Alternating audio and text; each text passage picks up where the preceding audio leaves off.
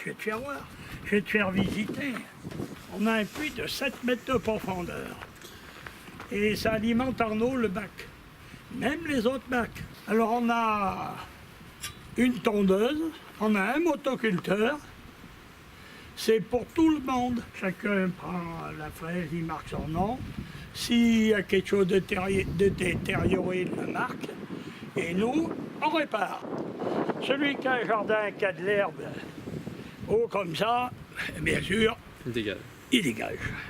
On lui donne des... Il n'est pas méchant, hein, le président. Hein?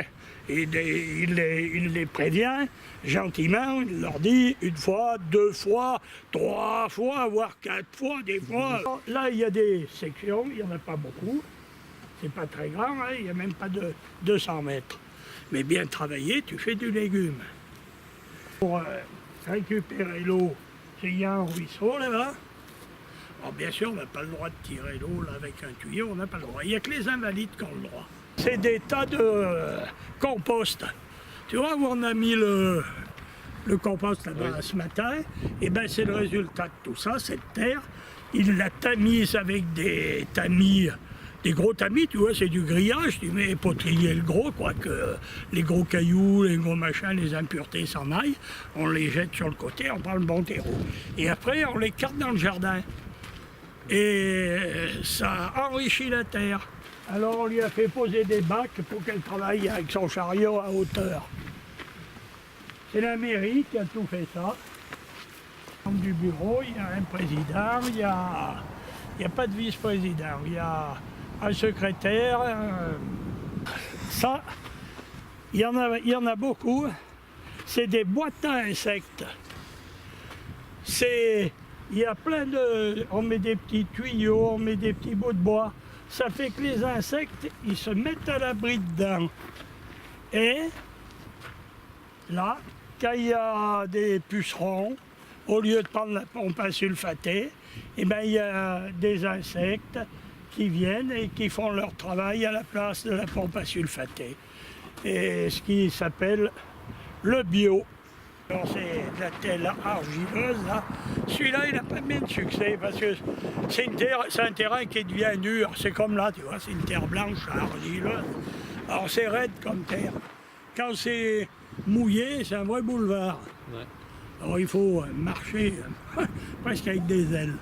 Mais comme quoi, il a des beaux légumes. Hein. C'est un très bon jardinier. Tu vois, comme le tonneau là-bas. Ils mettent des plantes fraisiers autour. Ouais. Ça fait que la fraise, elle est pendante et elle ne se salit pas, elle ne traîne pas dans sur le sol. Mais il y a un inconvénient, c'est que par grande chaleur, il faut beaucoup arroser. Oui. Parce que ça se déshydrate.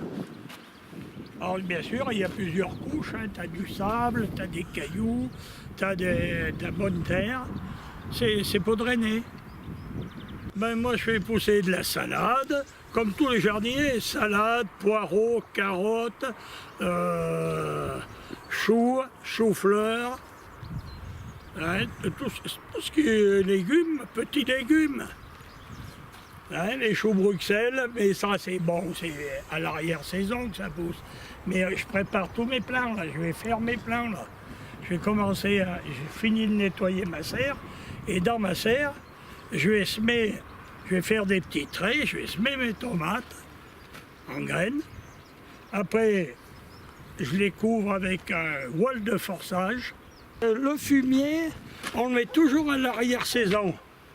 Novembre, c'est l'idéal là.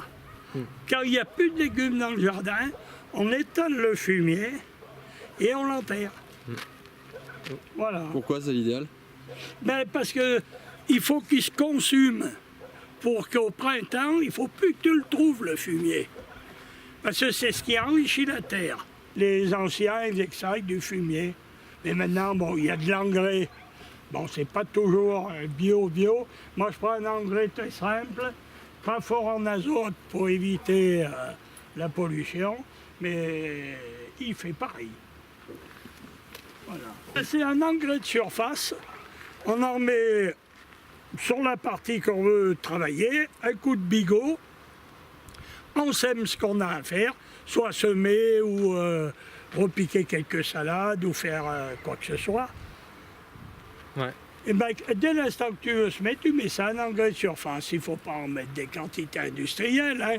On en met un peu, ça en met sur le carré que tu veux travailler, un coup de motobineuse dessus, ça l'enterre, et après tu traces tes raies au piochon, à l'aide d'un cordeau si tu n'es pas habile pour mettre très droit, et puis tu mets tes petites graines. Alors il ne faut pas les enterrer, presque pas. Alors dans le temps, les vieux, ils roulaient. Ça tasse la terre dessus. Ouais. Alors ça met encore moins, et comme ça fait que le vent ne déplace pas la terre ni rien, c'est roulé, et puis on arrose. Et bon, c'est un rouleau en ciment qui peut faire 10-15 kilos. Il faut interchanger tout ce qu'on a semé. Il ne faut jamais replanter au même endroit la même chose. Parce que le terrain se fatigue. Le haricot, c'est le légume qui fatigue le plus le terrain. Ben, moi, je prends de la graine au cheminot, par mon beau-père. Hein, je paye une adhération là-bas, puis on me livre des paquets de graines, ce que j'ai besoin. Alors, avec un paquet de graines, ça fait entre 6 et 7 grammes. Et bien, quand tu as des carottes, tu fais avec un paquet, tu fais 4 traits de carottes. Non, moi, je n'utilise pas de produits chimiques, le moins possible. D'accord. Voilà, parce que si tu manges des choses comme n'importe quoi, c'est dégueulasse, hein, c'est ta santé après. C'est pas trop chimique l'engrais, hein, je dis pas que c'est du bio absolu, mais c'est correct. Et le porc-pied, il vient dans les sols qui sont riches en potassium. C'est-à-dire que le terrain n'a pas besoin d'être enrichi par autre chose. Hein, il est prêt pour recevoir la graine, car bien sûr il faut le travailler. Ça c'est une fossoyeuse. Ça, les vieux en avaient beaucoup dans le temps. Alors, on peut mettre d'autres outils, hein. On peut mettre un petit soc de charrue. Et avec ça, on fait des raies profondes pour planter des pommes de terre, pour planter des tomates, ou un butoir quand on veut buter les pommes de terre. Quand on en met. Là, c'est la nouvelle lune. Ah, voilà, on part comme ça. La nouvelle lune, c'est le point noir. On ne touche pas le jardin. Parce que si tu plantes des poireaux en nouvelle lune, ou un légume quelconque, il va monter tout entier. Il ne fera rien. Dans le premier quartier, alors le premier quartier, il est là. Premier quartier, tout ce qui sort de terre, tu peux le semer. Salade, haricots, tous les légumes qui sortent de terre, quoi. Les radis, tout ça, c'est tout des racines. Alors, c'est le dernier quartier. Lune pleine, on sème à plein. On fait tout ce que l'on veut.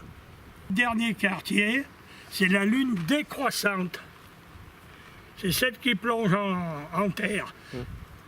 Alors, tu mets les carottes, tu mets les pommes de terre, tu mets les radis, les raves, tout ce qui pousse dans la terre. Et ça marche bien? Mais c'est la loi de la nature. Dans les temps, je faisais des conserves de haricots. Et depuis un certain temps, on n'arrive plus à les faire. Ah. Et je fais du coulis, de tomates. Alors bien sûr, je mets 64 pieds de tomates. Ça en fait? Ah, ça en fait, oui. Alors ce que je fais, j'ai des tuteurs en vrille, là. Oui.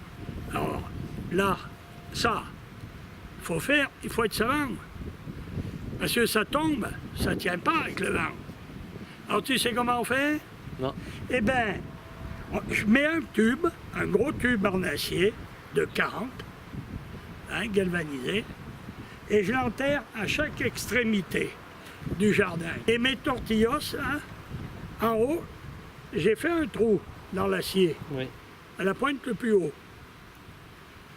J'installe mes piquets avec un cordeau entre les tubes là. Oui. Alors j'en mets 7. Et après je passe un fil de fer en haut, dans chaque trou, et qui va relier mon poteau en acier Ouais. et l'autre du bout. Alors ça fait que ça les retient, ça empêche qu'ils tombent.